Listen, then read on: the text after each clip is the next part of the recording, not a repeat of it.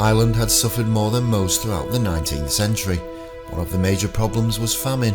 It affected everybody in Irish society, to the point where families were broken up and men and women had to make harsh decisions. A large number of women were considered outcasts and removed from towns and cities across the land. They had been classed as the fallen. The groups included unmarried mothers, vagrants, prostitutes, ex-convicts and alcoholics. We look at one particular group of women in this film, their lives and existence. This is the story of the Wrens of Curragh.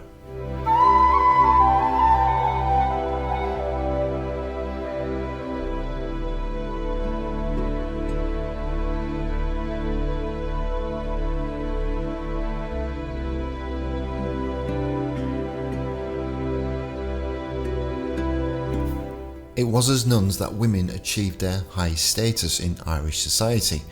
Yet for many women of the period this was not ideal, and they lived normal, contented lives as wives and mothers, working daily in the home, looking after the family duties and within the bounds of respectability.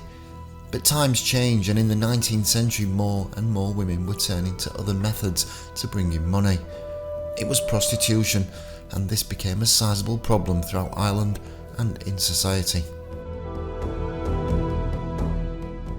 The Wrens of the Curragh were the most notorious of the bands of women who were known as camp followers. They were an outcast community of Irish women who lived rough, brutally hard lives in an area called the Curragh on the plains of Kildare. The name comes from the shelters they lived in, hollowed out nests in the ground which they covered with layers of furs. It was considered one of the most obvious facts that wherever you have troops garrisoned, there will be a flourishing prostitution industry.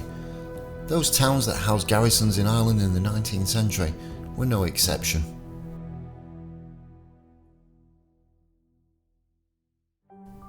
A Colonel Moore, writing from Newbridge in 1847, stated that the barracks was infested with prostitutes who could not be constrained from climbing the barrack walls. He said, "The destruction of the morality of the present as well as the rising generation, but even in violation of common decency, to such a pitch is depravity risen, and that vice does not hide its deeds in darkness, but boldly stalks abroad in open day." The numbers of women living in these conditions varied, but up to 60 women were reported to live there at any one time. Many of these were undoubtedly prostitutes, but it is probable that some, at least, were also involved in long-standing common law relationships with soldiers, since it was the practice of the army authorities at this time not to recognise soldiers' marriages unless they were living in married quarters within the camp. It was also not unusual for such women to be left behind by their husbands when a regiment moved to another station or dispatched overseas. Then the plight of a family could be extreme, as the mother sought to support her care. It was to this end that such women fell into prostitution.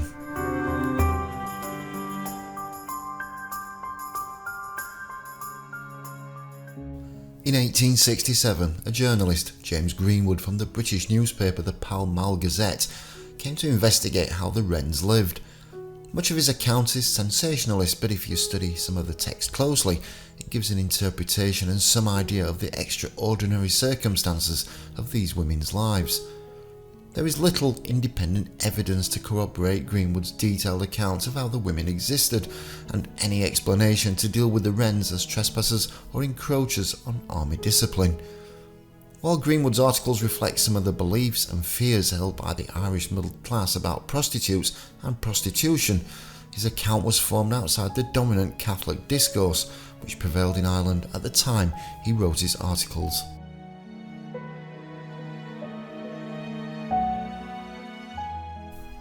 The women remained independent of and were removed from the local community. They tried as far as possible to cater for their own needs, and it was only in times of utter necessity, such as severe illness, that they sought refuge in public institutions, such as the workhouse. The Wren women were said to return to Dublin during the winter and then reappear at the Curragh again for the summer months, when outdoor life could be at least a little more tolerable. Women who had warrants against them for trespass or other offences also vacated the area, often to return later when such matters, it was hoped, were forgotten.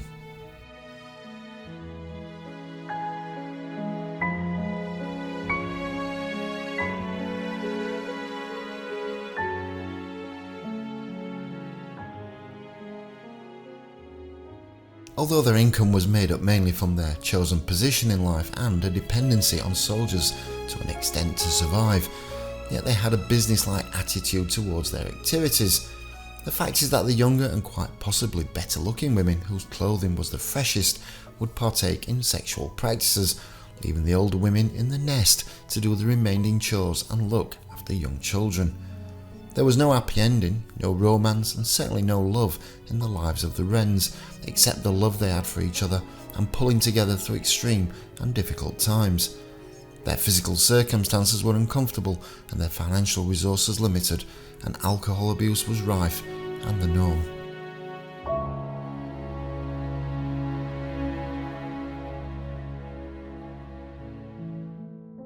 Prostitution attracted women because they had so few other means to support themselves.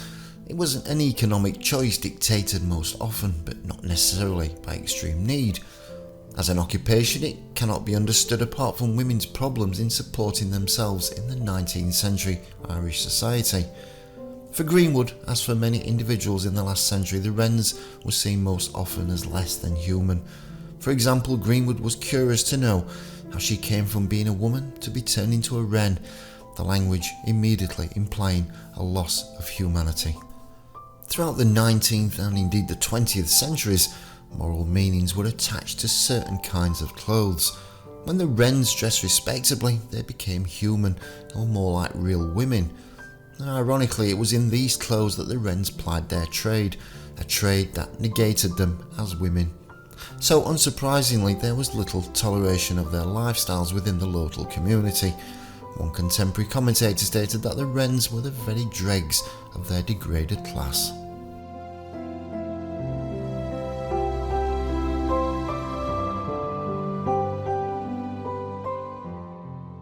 Stories of cruelty emerged. Some were stoned and beaten off the streets in surrounding towns. In Newbridge, a priest had torn the thin shawl and gown from a wren before flogging her bare shoulders with his riding whip until the blood spurted onto his boots, all without a voice in the watching crowd raising a protest. Another priest made a practice of pouncing with scissors on wrens who ventured into the towns and cutting their hair close to the head. On publication of Greenwood's accounts of the Wrens, the debate began and eventually led to an increase in formal institutional control over these women's lives. One immediate consequence was the introduction of the Curragh of Kildare Act, which enabled the army authorities to regulate more fully the access of women to the camp. The Curragh also came under the control of the Contagious Diseases Act and a lock hospital to treat the women. This was established in the camp in 1868.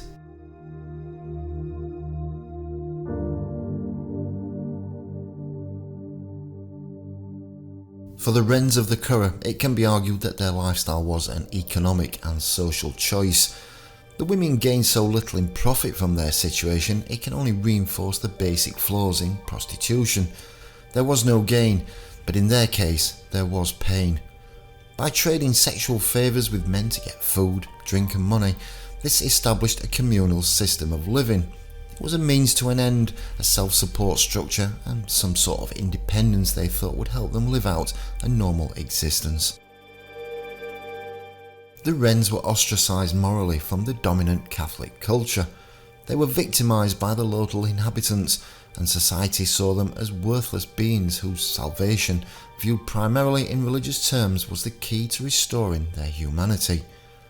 While they may have been outcasts from society, their survival based on their own subculture gave emotional and physical and even a certain degree of protection which would help them validate their lifestyle.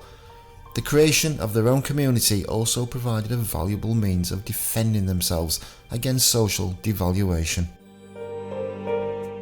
We will never know the true horrors that these women went through, the adversity, the cruelty, the wretched lifestyle, The story of the Wrens of Curragh who continued to live and die is a long, distant memory.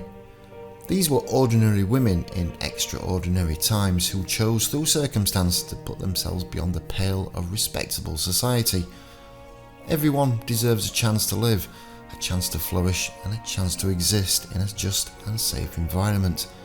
Circumstances can change at any time for anyone, and in doing so we should remember the women of the Curragh who attained an existence, albeit one that changed not only their lives but many others for years to come.